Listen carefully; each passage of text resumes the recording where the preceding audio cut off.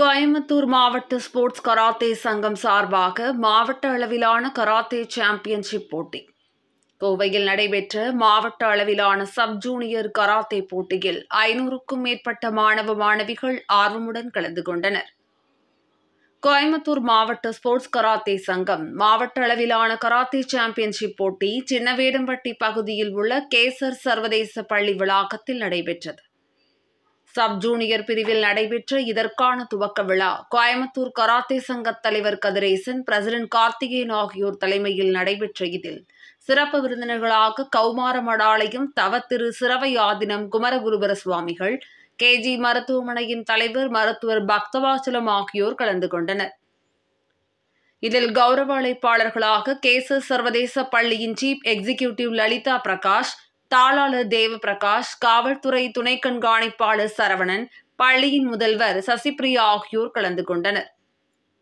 கட்டா மற்றும் குமித்தே என இரு பிரிவுகளில் நடைபெற்ற இந்த சாம்பியன்ஷிப் போட்டியில் 5 வயது முதல் 13 வயது வரையிலான 50க்கும் மேற்பட்ட பள்ளிகளைச் சேர்ந்த 500க்கும் மேற்பட்ட மாணவ மாணவிகள் ஆர்வமுடன் பங்கேற்றனர். இதில் தேர்வு செய்யப்படும் வெற்றியாளர்கள் அடுத்து மாநில அளவிலான போட்டிகளுக்கு தேர்வு செய்யப்பட உள்ளதாக போட்டி ஒருங்கிணைப்பாளர்கள் தெரிவித்தனர். துவக்க விழாவில் கோயம்புத்தூர் மாவட்ட ஸ்போர்ட்ஸ் கராத்தே சங்க நிர்வாகிகள் ராஜா, செல்வராஜ், முருகேசன், முத்துசரவணன், தியாகு நாகராஜ், தர்சன், தயானந்த் உள்பட பலர் கலந்து கொண்டனர்.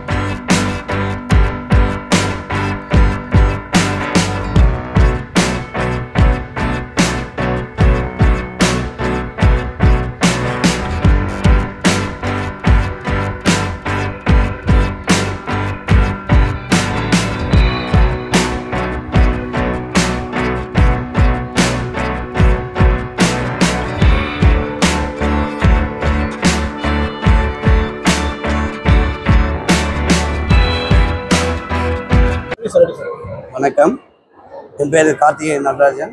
நான் கோவை மாவட்ட கராத்தே சங்கத்தினுடைய தலைவராக இருக்கேன். இந்த 13 வயதுக்கு உட்பட்ட மாணவியர்களுக்கான கராத்தே போட்டி கேசர் இன்டர்நேஷனல் பள்ளியிலே இன்று மிகவும் சீரோடும் சிறப்போடும் நடந்து கொண்டிருக்கிறது. இந்த போட்டியை துவக்கி வைக்கிறதுக்காக Padmashri doctor G Bhaktavatsalam sir அவர்களும், இந்த பள்ளியினுடைய தாளாளர் திரு தேவப்பிரகாஷ் சார் அவர்களும், இந்த பள்ளியினுடைய எக்ஸிக்யூட்டிவ் டைரக்டர் திருமதி லலிதா பிரகாஷ் மேடம் அவங்களும் வந்து கலந்து கொண்டாங்க. என்னுடைய சிறப்பு விருந்தினராக கோவை மாவட்டத்தினுடைய டெபுட்டி சூப்பரண்டென்ட் ஆஃப் போலீஸ் திரு ஆர் சரவணன் அவர்களும் இந்த சிறப்பு விருந்தினராக கலந்து கொண்டு மாணவியர் அவர்களுக்கு சிறப்பு வாழ்த்துக்களையும் தெரிவித்துக் கொண்டார்கள்.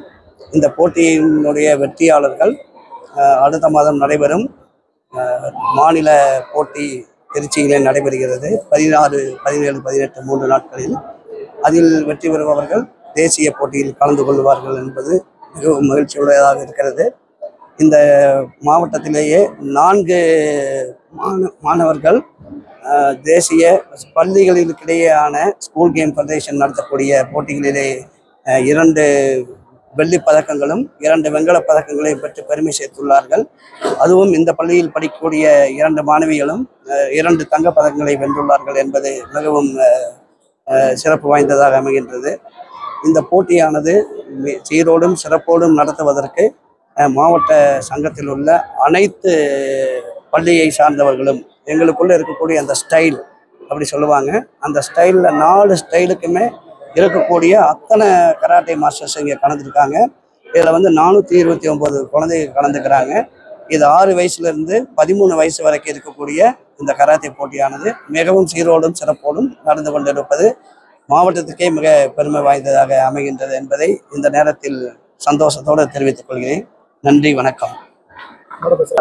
வணக்கங்க. இங்கே கேசர்ஸ் இன்டர்நேஷ்னல் ஸ்கூலில் நம்ம வேர்ல்ட் கராத்தே ஃபெடரேஷன்லேருந்து அவங்க ஒரு காம்படிஷன் நடத்திட்டு இருக்காங்க. இது நிறையா குழந்தைங்கள் இங்கே பார்ட்டிசிபேட் பண்ணுறாங்க.